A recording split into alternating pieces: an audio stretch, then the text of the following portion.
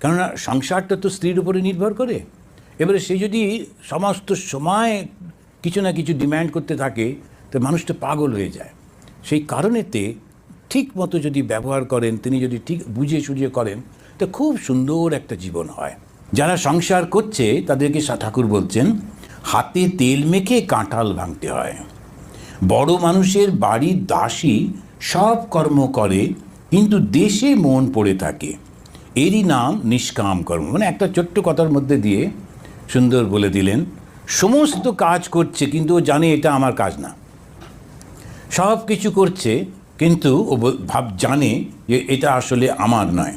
তো বড় মানুষে দাসীর মতো করতে হয়। হাতে তেল মেখে কাঁঠাল ভাঙতে হয়।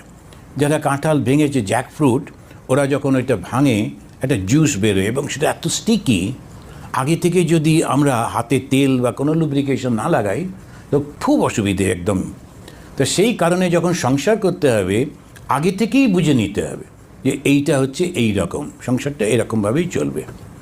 তো সেই আমাদের ওখানেতে নরোত্তম নগরে ছিলাম, তখন একটি যেমন স্বামী এসছে, নতুন স্বামীকে নিয়ে ওই মেয়েটি এলো, ওর মা বাবা। এখন সকালবেলায় ওরা খুব ওদের দুঃখ, আমি চা খেতে ডেকেছি, তো দেখছি যে ওই জামাই নেই। এখন কোথায় গেল, মানে ওইটাই তো আমাদের দুঃখ মহারাজ, ও সকালে উঠে বুট টুট পরে জঙ্গলে চলে গেছে একা একা। তাই বললাম, হ্যাঁ, তো জঙ্গলটা একটু ডেঞ্জারাস, কারণ হাতি টাতি থাকে, ইত্যাদি সাপ থাকে। তখন আমি বললাম, ও আচ্ছা। তখন বলছে, এই তো দেখুন না মহারাজ, আমার মেয়ের এই তো। আমি বললাম, ও কী করে? বলছে আর্মিতে কাজ করে, ও লেফটেন্যান্ট না কি একজন, একটা খুব ইয়াং অফিসার, তো লেফটেন্যান্ট। আমি বললাম যে বিয়ের আগে জানতে না ও আর্মিতে কাজ করে? তো বলছে হ্যাঁ জানতাম। তো আর্মি তো ওইরকমই হবে, একটু ডেয়ার ডেভিল টাইপ।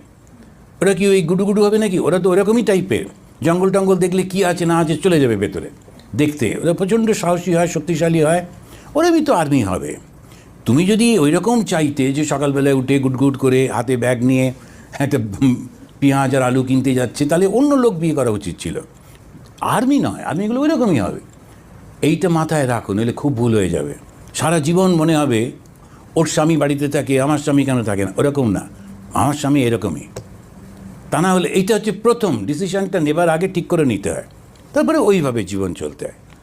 আমাদের যেমন সাধু জীবনে কে দেখবে, এসে দেখলো না দেখলো তার কী করা, নিজেই গুটগুট করে একটু জল খেতে হয়, ওষুধ খেতে হয়, কী করা যাবে, কোনো উপায় নেই। এখন যে ডিসিশনটা নিতে হবে সেটা আগে ভেবে চিন্তে নিতে হবে, নেবার